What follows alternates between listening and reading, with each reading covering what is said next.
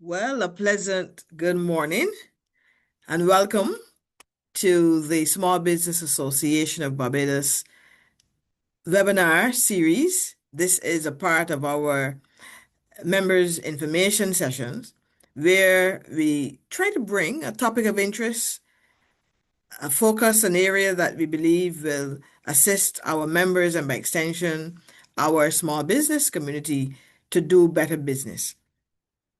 Today, we have a friend, a colleague, Mr. Hallam Hope, who is no stranger to the Small Business Association. He's been with us a little earlier this year during the month of March for that session as we looked at cryptocurrency. And I invite you, if you've not seen that, to go and watch our website or our YouTube channel to be brought up to speed with the discussion that we had then.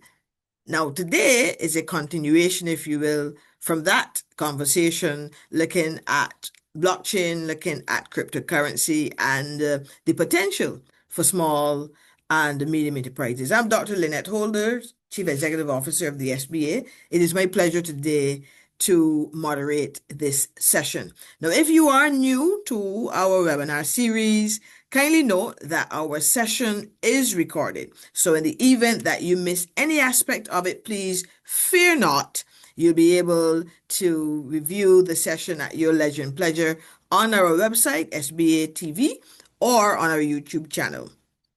Also, at the end of the presentation by our subject matter expert today, we will have a question and answer segment. So throughout the presentation, please jot your questions down, jot your notes down to ensure that we have a robust and engaging Q&A session after. And also, at the end of the session today, we'll post a link in the chat segment and we'll ask you please to stay for an extra 5 minutes and complete the evaluation tool. This is going to help us to improve our webinars, improve by bringing the topics that you think are important to helping you do better business. So again, as they say, when you take a flight, when you're on a plane, sit back, relax, and enjoy today's session. Now, this is the month of November, so let me also take this time to wish everyone on the call, every Barbadian at heart, happy independence. And for those members with us, we look forward to seeing you a little later this month for our Independence Networking event. I'll talk a little bit more about that at the end of today's session. So, folks, it has been in the press, it has been talked about on social media, all over the various platforms and in small, chats, groups, and so on. People are talking about access to finance. They're talking about improving the potential for investment in the small business sector and, might I add, in business in general. And this topic, no stranger to us. We've delved into it on several occasions in the past, and there's been a recent development. And this development we want to talk about today with our special guest. That is, colleagues, this concept of a blockchain bank. So without any further ado, and Hallam a little later on will tell you about a special giveaway that we have planned for one of you on the call who's obviously listening and paying attention. So we ask you to pay attention because there's going to be a special giveaway at the end of the presentation today. As I said, jot your questions down. And Hallam is no stranger to us, as I said. He is a blockchain and cryptocurrency researcher and educator who has studied the practice, regulations, and policies associated with utilizing this new economy to achieve generational wealth for businesses, for civil society, and for families. He holds a Master's of Arts in Technology Regulation and Policy from the City University of London. And Hallam has been educated and trained in India, Britain, the United States, and Jamaica, and is a past student at the St. Augustine campus of the University of the West Indies and the Barbados Community College. So, ladies and gentlemen, without any further ado, I see Adam smiling. You didn't know that we knew all that about you, huh? It is a pleasure, as usual, to have you here with us. Welcome again to the SBA's webinar platform. And again, Hallam, we look forward to hearing what you have to share on this topic today of introducing the blockchain bank, a game changer in investment. Introducing the blockchain bank, a game changer in investment. Hallam, good morning and welcome to the SBA's members information session for this month of November. How are you doing over there? I am doing great, Lynette, and let me say it's a privilege and an honor to have been invited back. I believe this is our third get together. Third. I Yes. noticed that we have 44 participants and counting so far, so there seems some interest in this topic. Yes, there's going to be a giveaway, and I usually like to have my usual disclaimer. I am not a CPA. I am not a financial advisor. I'm not your grandfather to advise you on how to spend your money. I am just someone who spent the last 8 years and a month, every day and every night, trying to understand a new financial system and the opportunities for businesses, for individuals, small businesses, individuals, and families. So if you have any interest whatsoever in achieving financial independence for yourself, your business, or your family, this is essentially what our discussion is about today. So I'm not providing any financial advice. I'm not recommending anything. I'm not selling anything. I am just here to share my own experience, practical experience in terms of what we've been able to do with an investment project that has done very well, and also our research. Yeah. So I would ask Erasmus if he could go to the second chart. Right. By the way, Dr. Holder, I have a question for you. And my question for you is money an asset or a liability? Is money an asset or a liability? Okay, so yeah, okay. So what do you think about that, Dr. Holder? We have this Bitcoin chart on the screen, and pay attention because this is where you're going to get your little gift or your award.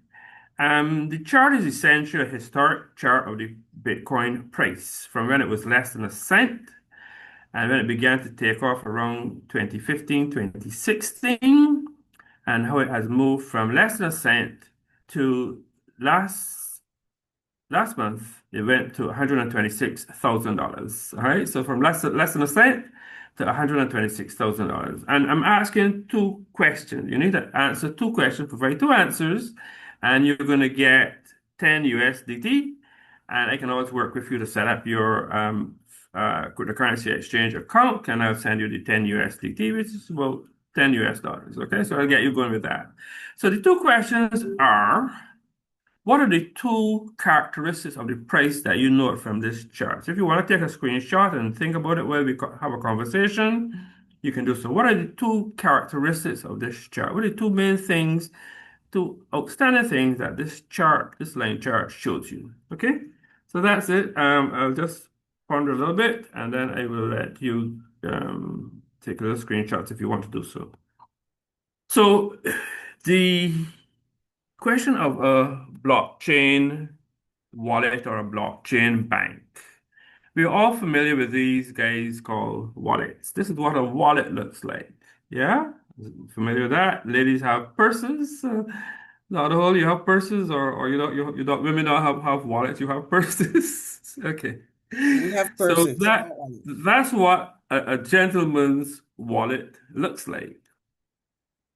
What we want to talk about today is what a bank looks like. Okay, how you can set up your own bank, how you do not have to go and apply to Business Barbados and ask them for permission to do so to register your bank, how you don't have to deal with any regulation, anything like that. You can set up your own bank, and it's pretty simple once you understand what you're doing. So we're moving from this guy, right, to this guy here. Yeah, it looks like a piece of it's a piece of plastic, really. And it looks like your Scotiabank or your MasterCard or your CIBC Visa debit card or whatever. Yeah. Right. And this is where we're gonna put our money in this new bank. Let's so essentially a blockchain is a ledger. You when you go to a bank, you put your money on the bank. You're actually giving the bank a loan, and then the bank is going to take that money and then they're going to invest it. And they're going to make some money and you're going to get 0.0 something or the other return, which is actually nothing. And you could very well end up getting hit with fees because the banks tend to make a whole lot of money from fees. I think they make more money from fees than they do from, lending you money for cars to buy that property, whatever. Yeah. So this system really has not been working for us at all. In addition, we have a challenge in terms of our own finances. So, for example, if you read the Barrett Business Authority, one of my favorite ladies is Dr. Anki Scott Joseph. Can see it on the screen here, but it's okay. And she's an economist and she is a specialist in debt. But Anki Scott Joseph also does a lot of research, and she looks into areas such as income tax and tax rates and that sort of thing, and things like investment levels. And one of the points that she made in a previous article is that the opportunity to earn 10% return on investment per year has virtually evaporated. In other words, there's literally no way that you can go and invest in Barbados today and be guaranteed that you're going to make a 10% return on your investment. And certainly not mutual funds, right? Now, we know that the cost of living is rising. And if your investments are not beating the cost of living, then your money is not working for you. Pretty simple.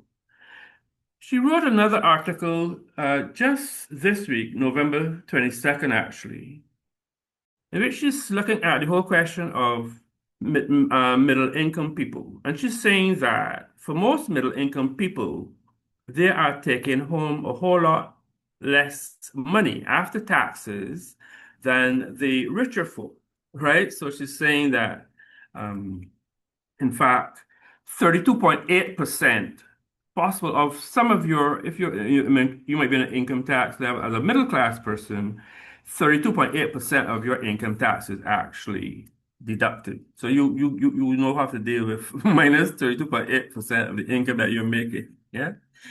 And she made a conclusion that when the system promises progressively but delivers a flat rate, the middle class remains financially strained, while the wealthy accumulate assets.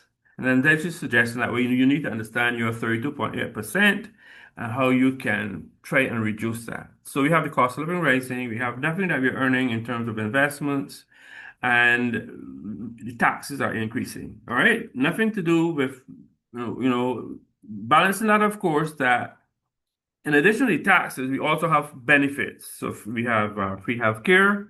You can go and benefit from lower costs for your medication, have free education. So they're trade-offs that the government is providing, right?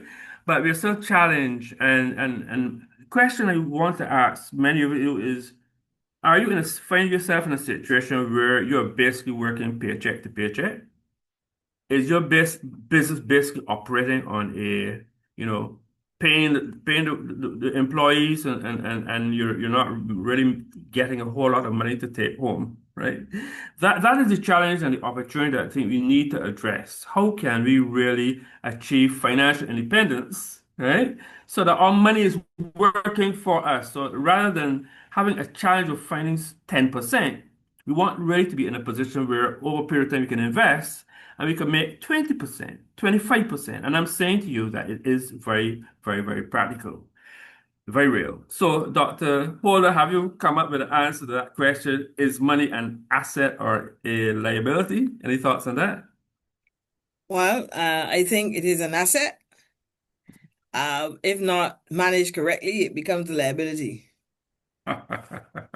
So you say yes or no, and I basically see money as a liability because, as you know, when you buy a car, a new car or second-hand car, and the person comes and says, here are the keys," you know that that car begins to lose value for the minute that you have those keys in your hand. In other words, it's a liability and it's depreciating. It's depreciating. So it's not an asset as such. And I'm suggesting that money really is to, very intent, definitely a liability. Why?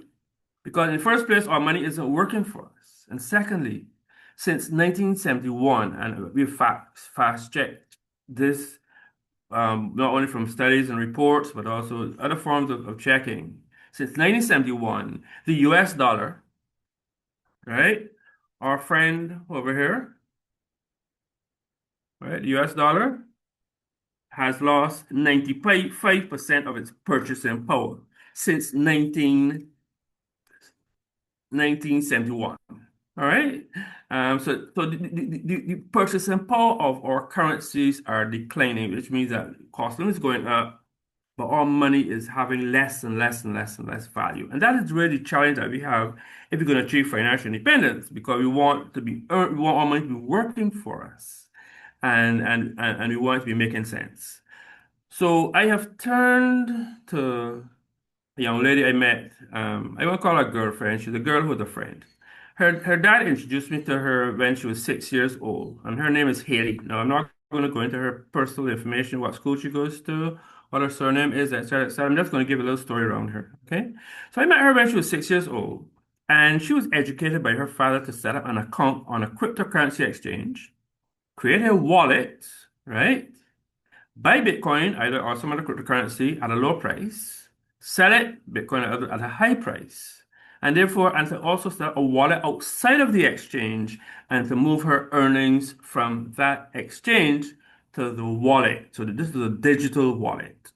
So here we have a 6-year-old who knows more about finance and investing than anybody who is sitting down in Parliament or the Senate, because I'm sure that not a single one of those are friends, and many people, even at teachers or maybe professors and lecturers at UE, can do what the 6-year-old did.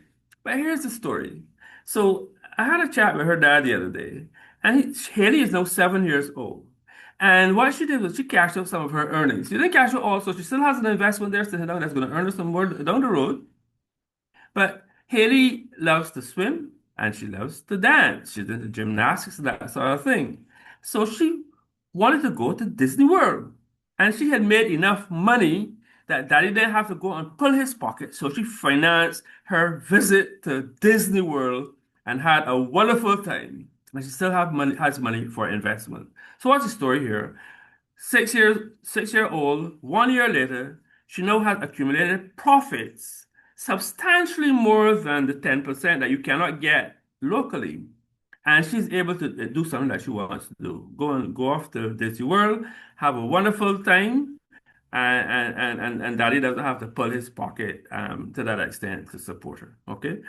So basically, education for Haley could mean a variety of businesses. Down the road, she's 7 years old. She could get in another 5 years old. She could start being a consultant, right? She already knows stuff that a lot of people don't know. She should become a consultant.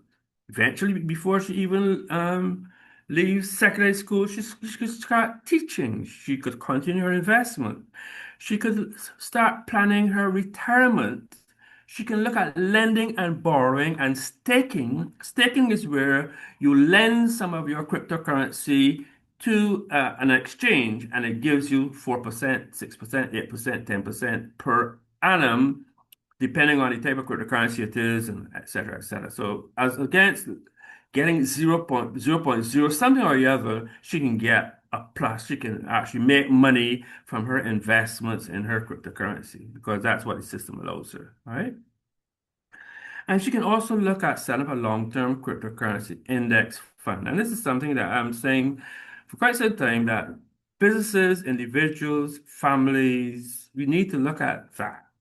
How we can set up a long-term crypto index fund that makes money, just like how Haley saw her funds and investments accrue, right? Same way, we can think about long-term planning. And again, it comes back to the question, we need to look at achieving financial independence, right? Because cost of living is going to go up, more taxes are going to come out, there's a whole lot of opportunities to invest financially and simply in Barbados, right?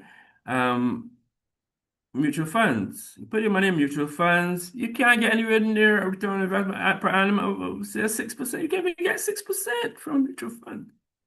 But there are opportunities from our research that you can get over the years if you take your time and you invest wisely and you invest in your own education. You can do like Haiti and you can get 20% or more per annum based on your investment over medium term. And I'm saying that this can be applied to businesses, families, or individuals, and we have the actual science to show that this is a fact. All right.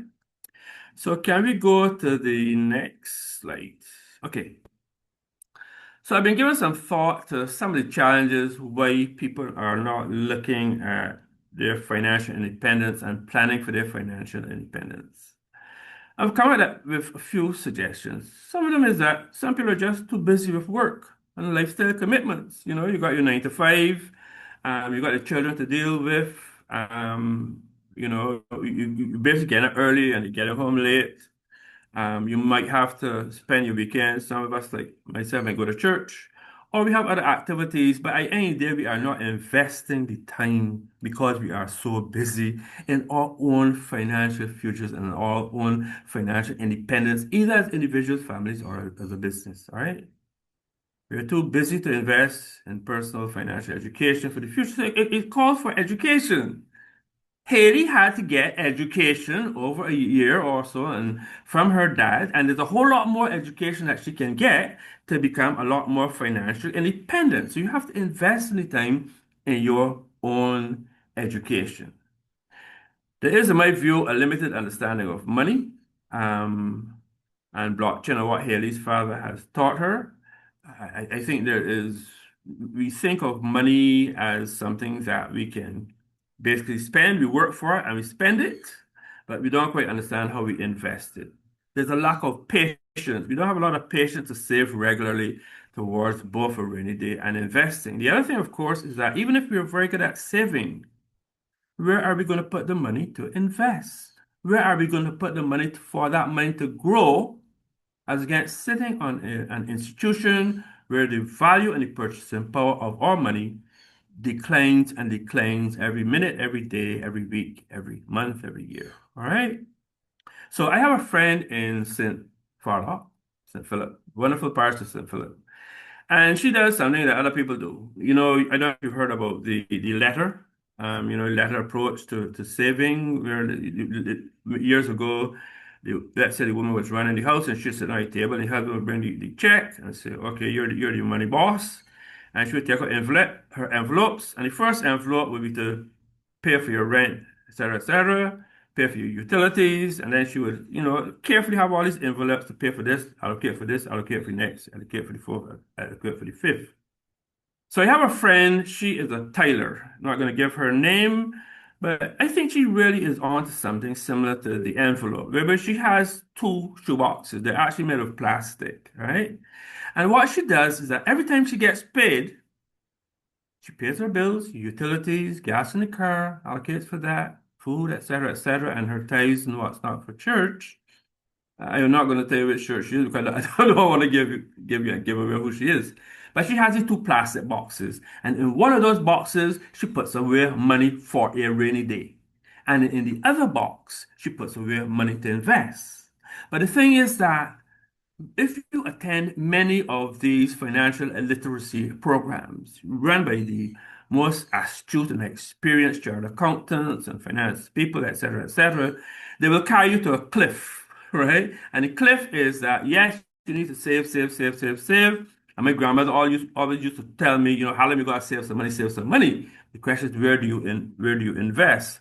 And what my grandmother did was actually, I think, really brilliant because to my mind, she was probably the best economist that I have come across. Because one thing she used to do, she used to balance her budget. So she had her chicken garden, she had her chickens, she had her vegetable garden, she had her spinach on the paling, and she was able to put food on the table frugally. Of course, they have any of those fast food joints now that you can go and spend $25 and $30 for two pieces of chicken. That, when you finish eat it, a friend of mine would tell me, he's still hungry, right? So she didn't have those times to opportunities to get fast food places and that sort of thing, where people are not frugal, yeah, and they're really not doing as my friend in St. Philip does, where she has a disciplined approach to saving. And the question now is, how do we create this this bank, this cryptocurrency bank? Can we go to the next? Right. So what is this bank? Why do you need a bank? Types of what banks, wallets, and that sort of thing, and the blockchain bank. So unlike the traditional, a bank is essentially a ledger, and a blockchain is essentially a ledger as well. Ledger, you put in money, you take out money. Put in money, you take out money. You have balances. And the same thing goes with the blockchain as as you have your exchange, your cryptocurrency exchange, your cryptocurrency wallet. Same thing goes with that. It's a ledger. Same thing with the bank.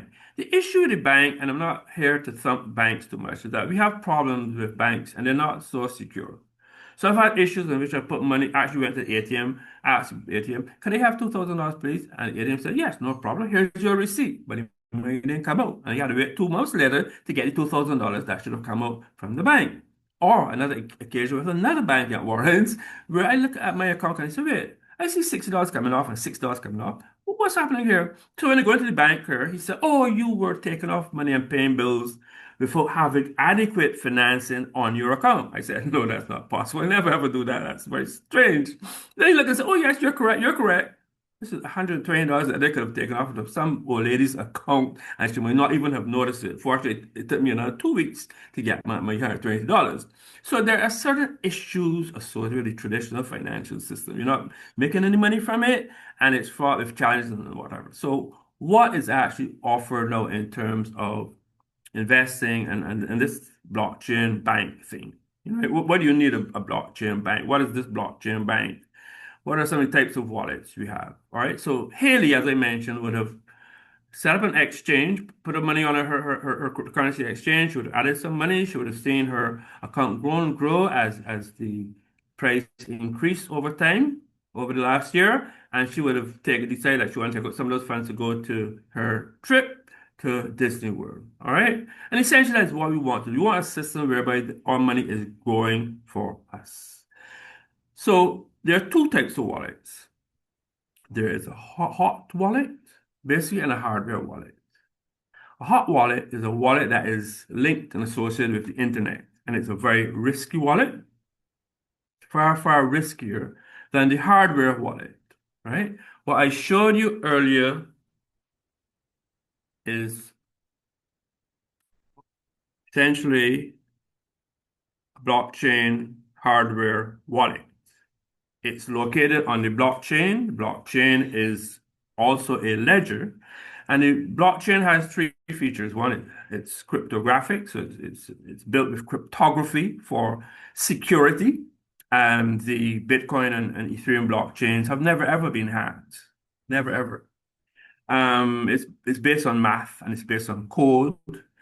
And the responsibility now is on you, the individual, because it cuts out the middle person, it cuts out all the middle person, all the costs associated with the middle person, and you now are responsible for your own financial business.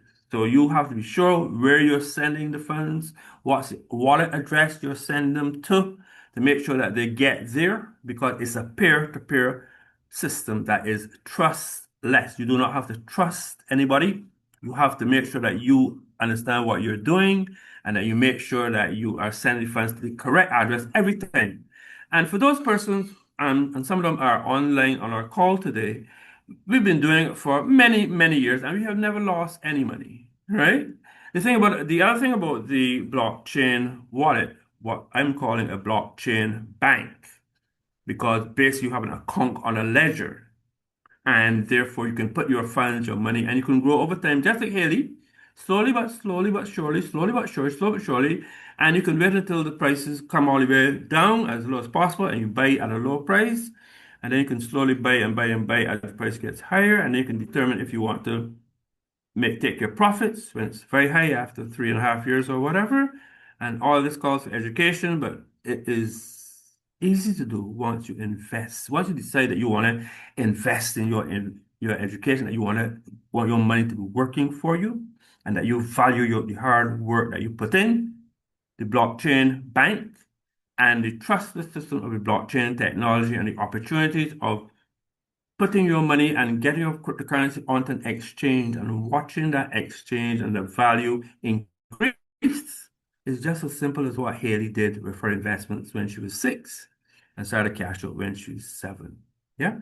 So it's all about education. It's all about education. Yes, financially you can make the money. There is no issue making money at all.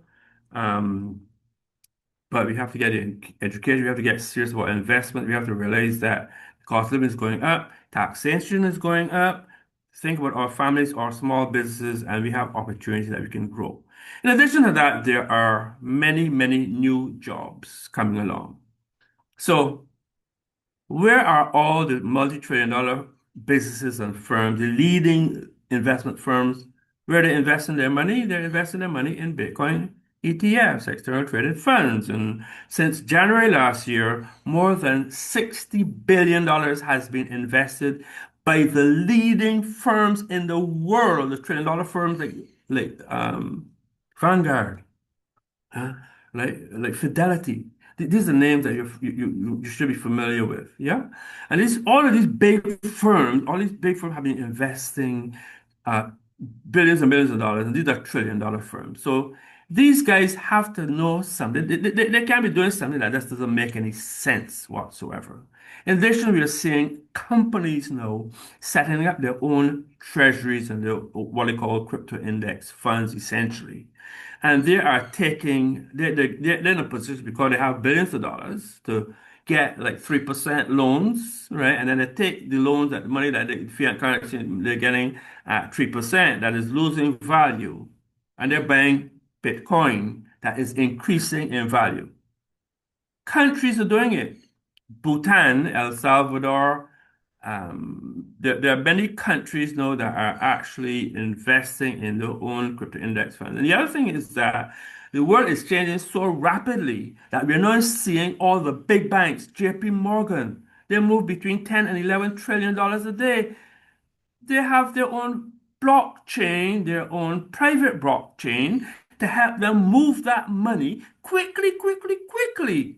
Because 10, 11 trillion dollars moving a single day calls for a lot of transactions. And they're doing it cheaply so that their customers can benefit.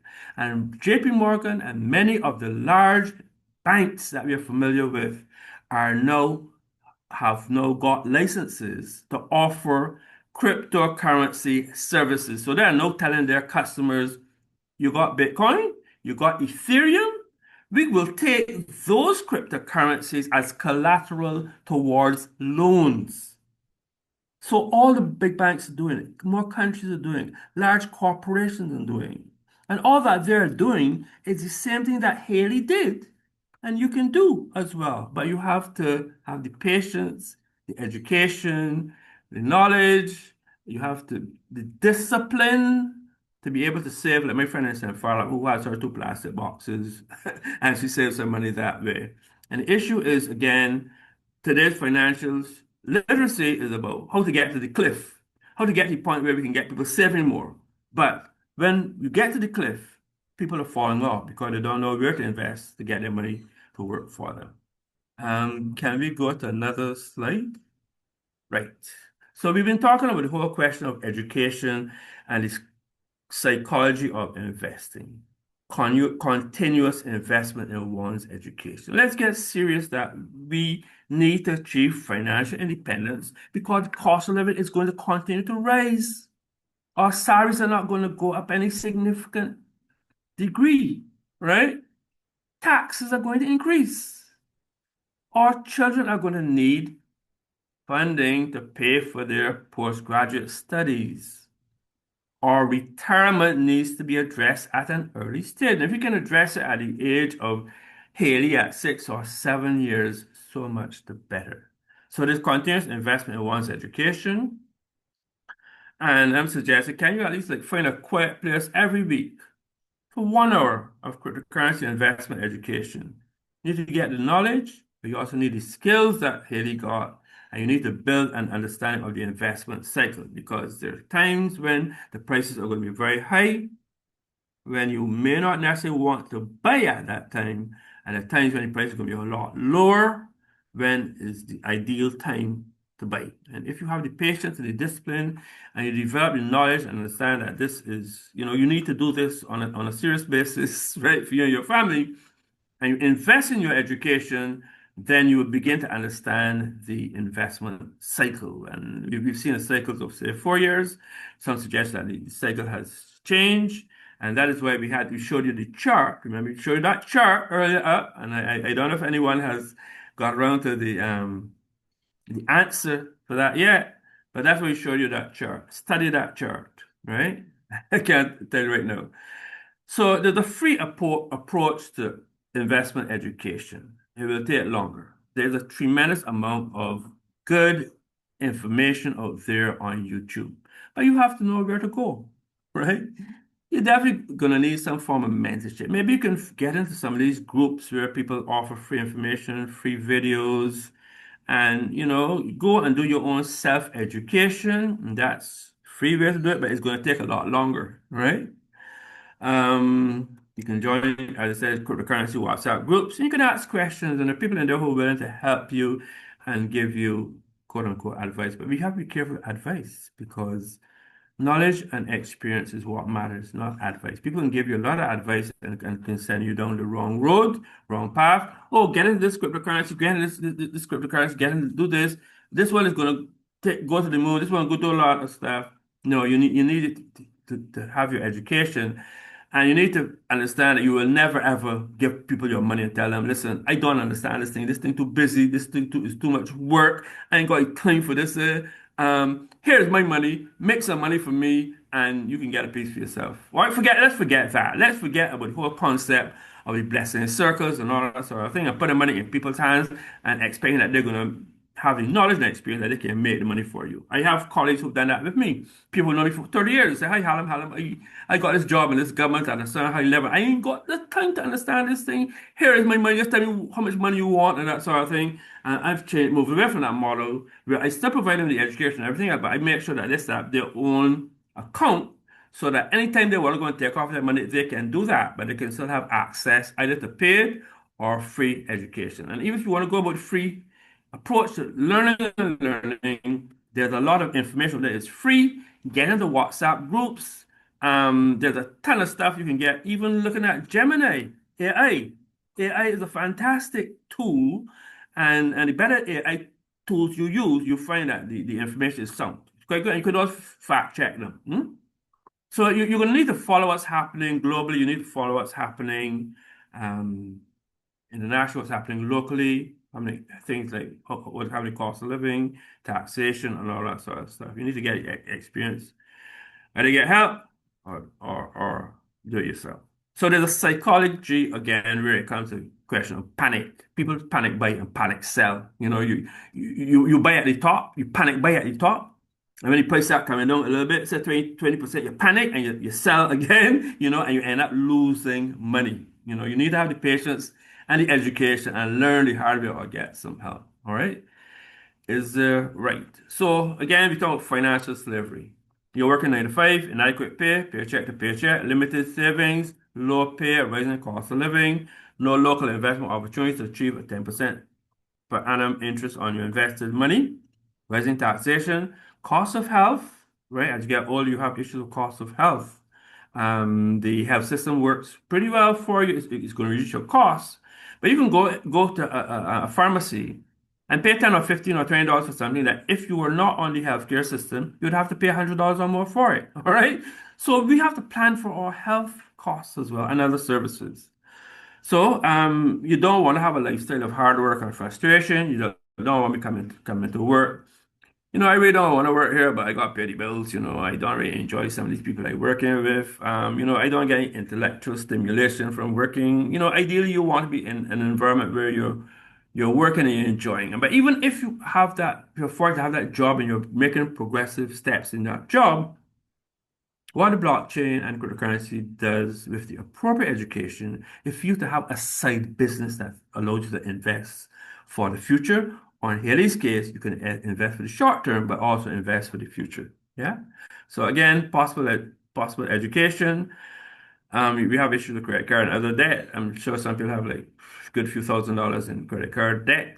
My thinking is that if you can get into a financial investment situation where you're earning money, then you can allocate some of that money to erasing your credit card debt, right? You should really have a zero credit card debt. In fact, ideally, you should pay off your credit card and just cut it up in two with the scissors. Don't have no credit card debt at all, right?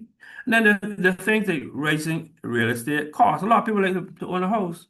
And today we are finding that sometimes a man that working and the husband that working, the wife that working, they put together income, pool their income, and they still can't afford the mortgage for a house. So things are getting more and more and more difficult. All right. So is there another slide we can go to? Versus. All right. So before I wrap up, let's again talk about this blockchain bank, and I want to review what we're talking about this blockchain bank. So we're not talking about a wallet like this. This is traditional wallet or a purse that most people come around. They have the basically things that you put money in temporarily, you put little bits of paper and what's not. The blockchain bank is essentially a ledger on a blockchain. So if you have Bitcoin, you could have funds on a blockchain. There are different types of blockchains.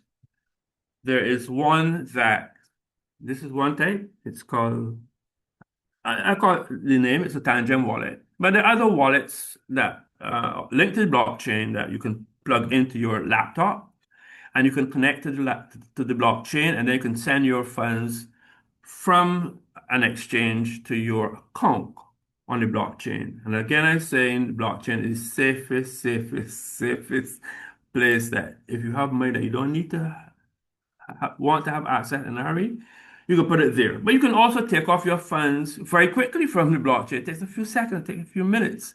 It's cheap, right? It costs very little to move cryptocurrency. So, for example, if I had, say, $2,000, I want to move $2,000 from an exchange and send it home and I want to pay some bills or pay for something or the other. I can move that 2000 USDT for the cost of one USDT. One USDT. But if you gotta go to a bank now, it's gonna take you so many days. All these costs, this foreign exchange costs, this other cost from the banks. Got the middle person is there getting his cut all along the way. And with the blockchain and cryptocurrency exchange and your own education, you cut out all the middle people. You cut out all those costs. You are open 24/7, 365 days a year. You don't have to go and wait until in line anywhere. Takes 2 seconds, 2 minutes, or whatever, once you have the appropriate education, right? So we have a failing financial system, and I'm going to stop shortly because I know we have to have some questions. You have a failing financial system that is not earning money for us, okay? It's actually extracting money from us, higher costs, um, all sorts of problems with it, not reliable, and we have a new decentralized financial system where we have our new forms of blockchain wallets, cryptocurrency exchanges. We can have access to different forms of wallets. There are lots of wallets. There are lots of technology coming into the system right now. There are new jobs and new careers, and a whole lot is happening. And it will cut out all your costs. It will reduce it give you access to your funds anytime. You could take, if you have your funds on the blockchain wallet, like Tangent or some other wallet, doesn't have a Tangent, it could be another type of wallet once it's secure. You can take off your funds in a matter of seconds and you can sell your funds. You can even make a profit on those funds. And with the blockchain and with these exchanges, you can do things, you can earn from your cryptocurrencies You can trade and invest. You can learn how to trade and how to invest, how to buy low and how to sell. From time to time when the markets are right, you can invest long term for 4 years. Up to you. You could think about your retirement. You could think about insurance. You could think about um, your institution setting up its own bank. You could think about your church setting up its own bank. And you don't have to go to Business Bar Business and say, hi, we want to register this. We need to get an accountant. We need to get a lawyer. We need to get audits at the end of the year. None of that, right? None of that. And it's very, very, very, very possible. So I think, Dr. Holler, I am going to stop there. I'm not sure if I've gone over the hour. I'm going to stop there and I'm happy to answer a whole lot of questions.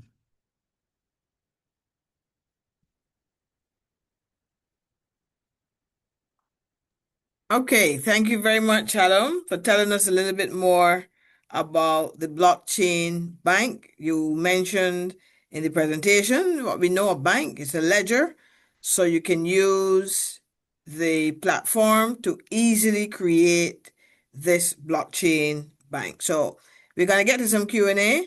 I want Hallam at the very outset for you in a very practical way. You talk about Haley at 6, but in a very practical way, tell our audience how do you move that money, which by the way, I emphasize is an asset, if not used appropriately, can become a liability. But how do you take this money in the wallet? You had up a wallet there, it looked like a land wallet that you had there. Yeah. So you have a wallet there with let me say 500 Barbadian dollars in it as cash.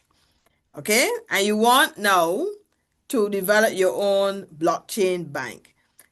Talk to the audience about what's the process to take that $500 in cash to create that wallet that, show it up, put it up on the screen, that simple card that looks like a Republic Bank, right there you go, that looks like a Republic card, a COB debit card, a simple card like that. How do you move that $500 in cash to that card that you have there? There you go. Tell us in a very practical sense that process, and then we're going to go to our chat and look to see who answered the question correctly. What Yes. were the two main characteristics of the chart that was placed there first, and any other questions or comments that we have from our audience this morning. All right. So Dr. Holder has not $500, but she has maybe 2,000 Barbados dollars on the bank. Mhm. And Dr. Holder is well connected. She has a fantastic network. She knows lots of people. And some of those people, she knows they're in the cryptocurrency business. So Dr. Holder says, hi, John. Hi, I got 2,000 US, 2,000 Barbados dollars here now. And I want to put that 2,000 Barbados dollars onto my cryptocurrency index account. So Donna Holder has already created her account. She either has a non-KYC, non-Know Your Customer, and AML account, right? There are accounts that are non-KYC and non-AML, or there are other exchanges, for example, Binance, where she can set up her own private username, password, but she has to put in some verification work there. For example, she will have to probably do like a 2FA, which is kind of great. An email might be another form of verification. So she needs to do at least 2 or 3 forms of verification. Other exchanges are non-KYC, non-AML. So all you gotta do is username, password, write down her username, password in 3 places, Dr. Holder, so that if you lose one place, you can find it somewhere else. Because if you put your money on an account, you can't find the username and password, Mhm. you will be in big problems. The other thing she needs to do is not only put the username and password in, I would say at least 3 locations. So, for example, you could give one set to your better half, or your favorite daughter or whatever, or you could put in a book somewhere or 2 books somewhere or different places or whatever. So you can access them in case you lose one, and you also always have access to your accounts.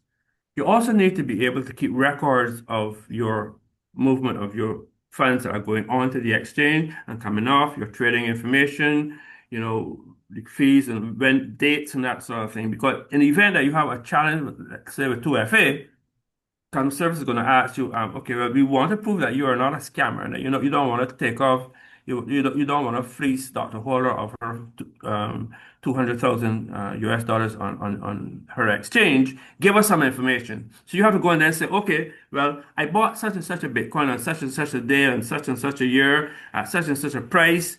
And I paid so much, and I got back so much, and you can show how you have those records. You have those records that they can say, oh, okay, fine, but you have to be Dr. Holder. You can't be a scammer. Okay, so there's certain accounting things you have to do to make sure that you're secure. But come back to your question now. So Dr. Holder has this 2,000 Barbados dollars, and she comes to Hallam. Hallam, I hear you in this cryptocurrency business, and I got 2,000 Barbados dollars. I want to buy some cryptocurrency. So what she wants to get is 2,000 Barbados dollars worth of a stable coin called USDT. USDT Tether is the leading stable coin on the market. It is, I mean, they've got so much money, billions and billions of dollars behind them that they're really safe. Okay. But she needs USDT because that is what she's going to use to trade or to buy cryptocurrency when she gets those funds on her exchange account. Yeah. So Harlem might say, well, you can cost me a little something, and since I know you so long, I'm not going to charge you 10% or 30% like some people. And then I'm going to charge you a little 5%. So Lena gets the 2,000 Barbados dollars, and she adds on 5% on top of that. She meets Hallam, comes to Hallam. She trusts Hallam because she knows Hallam for the last 20 years, and he's in the business. He's a very honest, decent person. She gives her those funds, and the same day, perhaps within an hour, because it only takes a few minutes. Hallam, who now has the 2,000 Barbados dollars worth of USDT, sends those 2,000 Barbados dollars worth of USDT to Lynette Holder's account. So in a matter of minutes, Lynette, you can see your USDT funds hitting your account. So once your 2,000 USDT are on your account, then you can decide what you want to do. You can decide, you might say, well, okay, no, it's the prices are too high. Or you might say, oh, the prices have come down now really nicely. They're under $90,000, and I'm prepared to invest for the long term. So I am prepared. I'm quite happy. I will be investing some more, but I'm quite happy that coming up, but coming under 89 in the $9,000, and I can put in 500 USDT out of the funds that I have put on my account, and I can either dollar cost average up or dollar cost average down. So if the prices go down, I can add in a little more, buy a little more, buy a little more, because you're never going to be sure when you're going to hit the bottom, or if you're at the bottom, you can buy a little more, you're going up, buy a little more, buy a little more. So you need the education then, Dr. Holder, to understand these cycles and how these cycles may be changing because you don't want to buy at the top when it's very expensive. And you don't want to be selling at the bottom. You want to be buying at the bottom, and you want to be selling it. And when after you spend about a year or 8 months Dr. Holder in this thing, you can say, well, this is so easy, man. Why was why was I never doing this before? Why was I doing this like here at 6 or 7 years old, or 8 years old, or 10 years old, right? You can look at taking some of your retained earnings from your business. You've got a business that's doing really well. Its sales are really doing well, especially during Christmas or whatever. And at the end of the year, so or retained earnings have increased in value. And any company can do that. It could be a Sagicor, it could be a Goddard Enterprises, it could be a Leonard Holder Inc. Right? And let's say you made a profit of say $10,000. Let's say you made a profit of $10,000. You decide, you see me, rather put all $10,000 in profit on a bank and let's sit down there and do nothing. I am going to take about maybe a third of that and invest it in a cryptocurrency index fund. And I'm going to educate myself to know where to invest, when to buy, when to sell. But you're going to have to wait. You're going to have to have the patience and the discipline to know that you may have to wait 4 years, but the opportunity is for you to make 4, 5, 6 times the amount that you have invested, right? And you can then apply those revenues to doing like Haley and going to Disney World. Or you could say, well, I have a son or a daughter who wants to do a master's in UK. I want to start growing my retirement fund because don't want to just be waiting on government and government's NIS. I'm not so sure if they can move the year from 67 to 75, and then I don't know if I can be able to even cash in on my NIS and that sort of thing. So from business, a company, a church, an individual, a family. A family is perfect to set up their own cryptocurrency index fund and do the same thing that Haley has Right. done. Good. So in terms of the process, because I think that was one of the questions that members on the call, some members on the call have. I mean, some are very experienced, like Renee, in this thing for a while. But the obvious question really is the process. So the process, Hallam, begins with a cryptocurrency account. That's the first step that I heard in the process Right. as you articulated there, right? There are benefits, yes, but the first step is that persons should be encouraged to consider a cryptocurrency account. And the SBA has had now, as you rightly said at the beginning, three of these sessions to help educate persons around, the value, if you will, the benefits, advantages, disadvantages even of having a cryptocurrency account. So that's the first thing. And Hallam, you also shared that you and there's some others in the market who are able to act. Can I use the term brokers, if you will, and to help No, no, persons. please, no, Yes, please. You're this gonna is have my Mr. term. Ward at the That FSC knocking on my individual door and putting me in jail. that No, individual no, there I who am can not a help broker. persons to set up a cryptocurrency account. That's the first one, right? Yeah. I have a question here, a rather good one. And we're asking persons to please place your questions in the chat. Let us know if you have any queries for our consultant. Stephen asked a question that's on the lips of everyone. When do you think businesses in Barbados and maybe even in the region, because we're now trading, using various platforms to purchase from companies across the region. When will they move to the point of accepting Bitcoin as a payment? Now, that obviously brings in the question of the legislative framework because, if the regulatory environment is not there to facilitate, then how practical is it? So what are your thoughts about when you foresee, you've been in this now as a key advocate, Hallam, for some time, when do you foresee us getting to the point where Bitcoin can be accepted as legal tender to purchase goods and services? All right, so I've shared that this is exactly what's happening with the big banks overseas, right?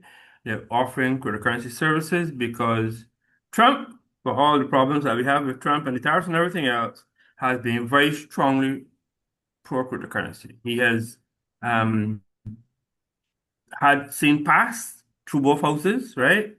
Regulations that relate to stable coins, regulations that allow for non-banks fintech operations who are non-banks. We have something called a neo-bank.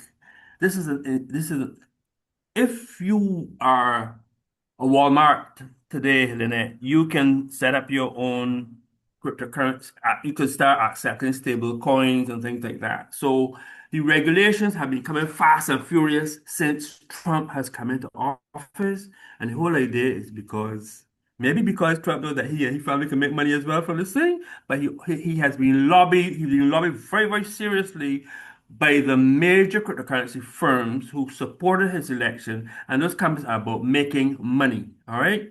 So we have major banks now that are getting into this. They are offering, they're accepting the cryptocurrencies, they're taking it as custody. They're saying, okay, we can hold your Bitcoin or your Ethereum for you for such and such a time as wish. And they're offering a whole lot of services on it. So that world is changing, right? So getting back to your question, one thing that's happening with banks internationally, and we have the data to show that the numbers of banks in the United States are on the decline.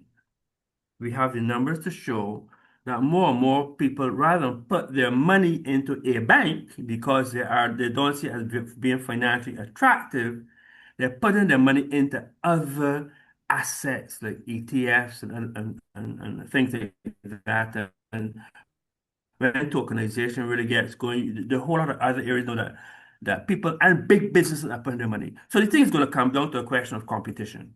Um, if, for example, it doesn't have to be a bank, if say tomorrow a company decides to set up here and they get the regulations and they're accepted in the first place to show that the customer's money is safe, they might very well be allowed to operate as a neobank.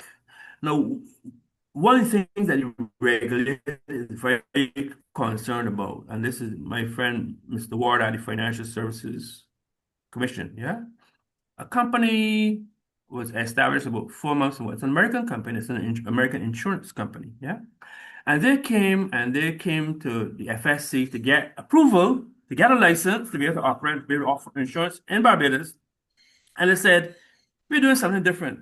We are offering our services, our business is backed by Bitcoin. It's not backed by treasury bills, it's not backed by US dollars, it is backed for large part by Bitcoin. So you come to Mr. Warren, he says, the Bitcoin blockchain thing, and he says the same. So they bring the technology, and the technology is there to show that Mr. Ward or a staffer at the Financial Services Commission can look into the blockchain using Blockchain Explorer or the other technologies on it anytime, 24/7, to see whether in fact that company has those reserves there that he needs to know that they have so that their customers are not going to get fleeced. That they ain't going to jump on a plane tomorrow and then the customers. What happened with some of the companies that we had before? What happened to the insurance firm that a lot of people lost their money, didn't have Oh, don't talk about that one. Don't mention that they one. had a no. But my point is this, Lynette, that did they had a blockchain there? Then Yeah. they had nothing that Mr. Warren or the regulator could go and look anytime they wanted to and see whether or not what was the status of that Mhm. company's reserves, because that's one most critical thing in terms of the consumer and protection and regulation is to know that the company that is being regulated, that is offering these services, in fact, are maintaining reserves that can be audited. And the best way of auditing them is by being able to go on the blockchain and see whether the money there or not, right? Mhm. So I'm saying to you that the regulation in blockchain is there as against the traditional TradFi system, whereby now a regulator has to send somebody or keep tabs on report, and those reports may take months and months and months, and it is not a very efficient system. And therefore, you have the trade confirmers. People put all their life savings in trade confirmers. Trade confirmers shut the doors, close down, gone, and people money gone too. Okay. All right, I take your point about President Trump and quite agree. I think President Trump's introduction to this thing is really, in my view, has been the game changer Correct. because many Absolutely. others now are taking note. People are saying, well, if President Trump is really putting the regulatory framework around cryptocurrency, Bitcoin, and so on, then there must be some value. People are saying that actually. You're hearing that coming from the lips of people. So I Yes. think that it's only a matter of time. That's my personal view. Someone here Okay. in the chat is saying, well, is BIMPE maybe a precursor? Someone is saying, but that's their thought. Maybe BIMPE is a precursor. Don't know, but I think it's only a matter of time before we're seeing the regulatory regime to support this. So let's take two more questions. I see some the very practical questions here, Hallam, I want you to weigh in on before we wrap up. One here from Shelley. She's saying, look, apart from Bit Barbados, where you have to take physical cash to purchase cryptocurrency, how can you link maybe your Barbados Visa debit card and so on to purchase cryptocurrency? Quick response from you on that one, Hallam. I would say that it is possible, but I can't tell you publicly on this forum how, right? So I'm saying that people are doing it, okay? Apart from you having to know somebody who has USDT to sell to you, there are ways in which you can do it, and those ways and methods are increasing. But When that individual is ready and she wants maybe a little free advice, they can send me a little private note and I will deal with them there. Right. We know your disclaimer at the beginning of the session, yes? Right, We I'm know not a your financial disclaimer, advisor. Like, and definitely not not yes, not that word I you can used lose money if you earlier. don't know what you're doing. Yeah, as a But you can middle make a lot of money person. if So you know what you're doing, yeah. All right. right? Again, another very practical query here from Donald. All right, take a look at this one, Hallam. How That's your where question if I'm doing as well. Yeah. yeah, I'm not so sure if you're seeing it. Where Hmm. does one go to get USDT in the bank account set up? That's the first one. We just And discussed the that. second one is, where is the bank located? I'm not so sure if you're saying it. Where is the bank located? And how different is this from trading on the stock exchange? That latter one is a very easy answer, I'm Yeah. sure. So what Right. are your thoughts to these questions here? Very practical questions from Donald. Where's the bank located? As we explained, it's located on blockchain. It's available 24/7, 365 days a year. You can access it around the clock. You can put your money on around the clock. You can take off your money around the clock. You avoid all the costs associated with the banking system.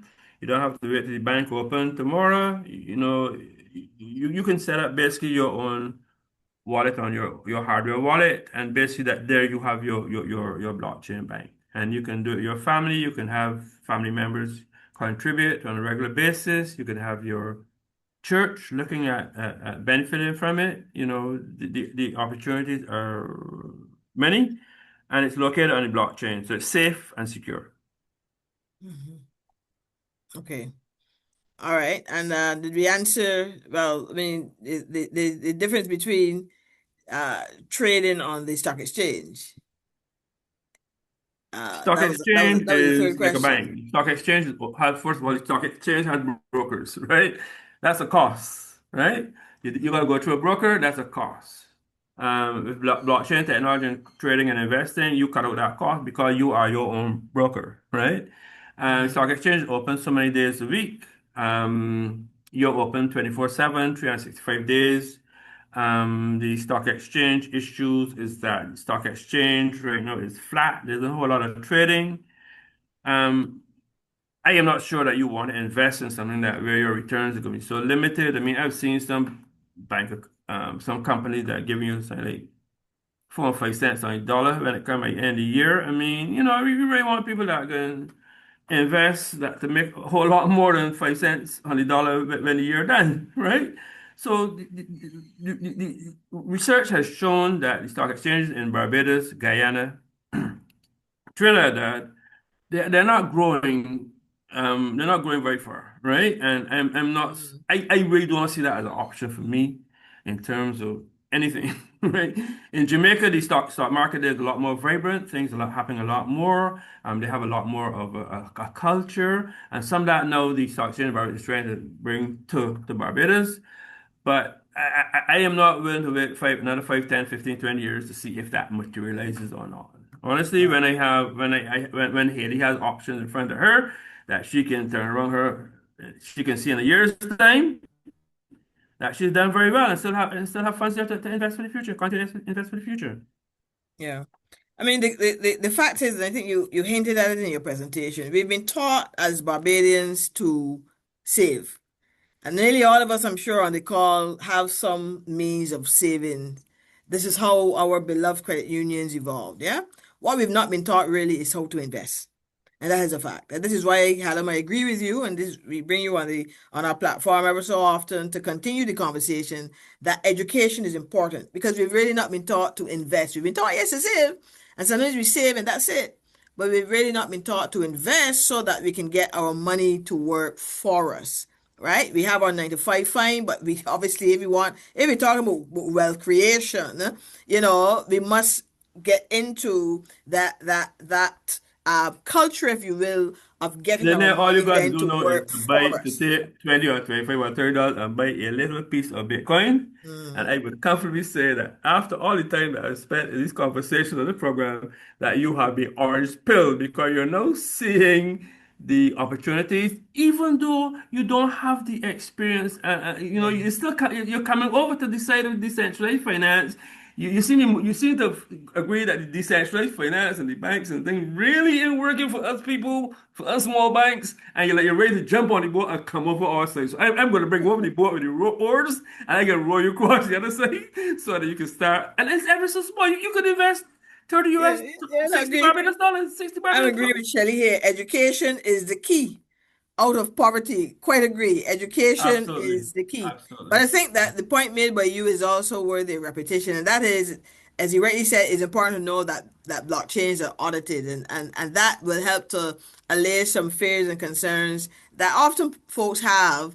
The speculation that arises in the minds of people when we talk about blockchain and so on. And I want to conclude with this point here from Renee. Renee has been posting quite a bit in the chat, so I'd encourage persons to go in the chat and see Renee's comments. And a final one here being made is that, look, go to YouTube, check out 99 Bitcoins or Coin Bureau, Lynn Alden. Check these out. Speak to Hallam if you want more information. But the point is, continue the education and the sensitization. This is what we've been trying to do here at the association. And we thought that this month of November, when everyone is being nationalistic and nostalgic and so on, that we have really a deeper conversation about Sorry to investment, interrupt, Lynette, but we the still fact have that the we're award really to not deal with. investing as a people. Yes, and Still have here's the a award. here's an alternative. So Hallam, I quite agree with you. Award. Let's have Yeah. that chat. Let Yeah. me take my Thirty, hundred thirty, dollars and 30 US. get that cryptocurrency account set up, Hmm. and let me get my blockchain bank on the Good. way. Good. So the award now. The award. That's right. That's right. All right. So let's finalize our discussion today. Hallam, you placed 52 persons. I've never yeah, seen so many persons on a call. yeah, we had up to 57 for this 57. conversation today. Okay. Hallam, you placed a chart initially, and you asked the question, what are two characteristics of this chart? Erastus, And can you bring up I the I chart? took note of the responses Okay. coming in and when they Okay. came in. Okay. Okay. Good. Yeah, so I think David Smith was the first at 11:17 to make the point that he saw exponential growth and volatility. You was immediately after at 11:18. He talked about support and resistance, a bullish sentiment, breakout growth um, was there seen on the chart. So you tell me if you like those responses. All right. Then we can. Let's quickly do this then. Mhm. What is happening to the price? What is happening to the price? Exponential growth. Price. That's what David Right. said. So the answer to that then is that you're always going to have a higher high. Yeah. You see the chart? You're going to go to a high. Yeah. You're going to come back down, but then you're going to go up to a higher high, come back down, then go up to a higher high. Yeah. So that's one characteristic of the Bitcoin chart is that through the cycles, the price is always going higher than the last cycle. So that's the higher high. Yeah. What's the other one? That's the point. That's the point that you wanted to bring out. Not just exponential growth, but Yeah, that you're not just seeing exponential. Yeah. that even after a dip, that But I can live with the the next exponential. I rise can live with is the exponential. But I want the is other question answered. volatility. He said volatility. Not volatility. It's not volatility. And you said support and resistance. Support and resistance is just a general term. Yeah. But these are the general comments the general answers I'm seeing here. Shelley And said let's say I'm gonna have to extreme give you the long-term answer, volatility. and then Dr. Hole, I'm gonna have to award you the 10 USDT for the But award. it seems no. Let's someone Good. here. I mean, these answers here. Let's choose one that is close enough at least. All right. Long-term upward trend. That's what Shelley Yes. says. Yeah. Yeah. Mm. You okay? Sorry. The second point from you was a bullish sentiment breakout growth signal. Not so sure what he meant there. Okay. No, the other question has to do with the price. Bullish. Oh yeah, bullish. The other aspect of the price. Oh, there was only one question that we got from you. What are the two characteristics of the chart? Yeah, two characteristics. One is that there's always a higher high, right? Mm-hmm. That's one characteristic. And what's the Mm-hmm. other characteristic of the price for this chart? All right. Right. They I'm don't not gonna hold you answers too. here. I'm not gonna hold you too long. Who came first? Was it David or Shelley? Who responded first Yeah, to the question? yeah. David. David. Okay. All right. So here's the other part of the question. Historically, Bitcoin has always had a higher high. So you see it goes up, comes down, goes to higher high, right? Comes down, goes up to a higher high. Okay, so that's fine. I think both David and Shelley got that. The other aspect of it is that it always retraces to a higher low. So the price is going to come back down, right? But the lowest price is going to be higher than the previous low. Yeah? Okay, I You, got you, you. you you with me on that? Mm-hmm. So what it means is that if, for example, when you bought Bitcoin in 2015 or 2016 down there, the lowest when retraces back down, it's not going back down to that price anymore. In other words, you will have to pay more to buy Mm-hmm. at the low if you want to ride the cycle back up to the next high. You with me? Yeah, right. Right. I So in tell light you of what. that, then I think Shelly would have to get this $10 to start Okay. to start 10 her USDT. blockchain bank. All right. I am guided by you. Let Shelly Yes. contact me. She has my Yeah. access So we're information gonna as ask that. Shelly, we're gonna ask Shelly to put her contact information in the chat for us, please, so Yeah. that we can reach out and ensure that Yeah. Shelly gets her At 10 USDT and her exchange yes, setup and everything else. she can Okay. start her So we get blockchain her bank. orange pill before we get you orange pill, Dr. Yeah, no, Holder. you have mine. Listen, you have mine. Just follow up with me after. We'll get mine. I get mine going. All right, fair enough. I've said it in a public forum. Okay. All right. We hold you to your All word. right. All right, colleagues, we've been having a conversation. We're over time now, but I'm sure you've forgiven us because the conversation has been interesting. So I'm going to ask you, please, to complete this evaluation tool for us. My team now will place the link there in the chat. Please take a few moments and tell us your thoughts, share your feedback on today's session. We've been talking to Hallam Hope. As I said, no stranger to the SBA. We continue as a part of our own thrust in educating our members and educating our partners on issues that obviously impact business, doing business in Barbados. And today we've been talking about the blockchain bank, a game changer in investment. We really thank you for your participation. Thank you for your time, and for your engagement today. Remember, as I said at the beginning, the session has been recorded. So if you want to review this anytime after, please visit our website, www.sba.bb, on the SBA TV portal. Also, our YouTube channel, the video is going to be there. And give us a day or two, complete our edits, and get that video up on our platforms that you can participate. Okay, please click the link now, complete the feedback tool. We want to thank Hallam again for coming and sharing his wealth of knowledge. And at least, Hallam, we have two action items we're going to take away.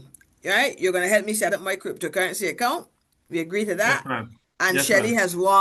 Shelly has won today's prize. Yes. So we've taken note of your number, Shelly. We'll reach out. My officer is going to write that down now and make sure that gets over to Hallam so that you can get your prize from today's session and get Hallam to help you as well get your blockchain bank going. All right.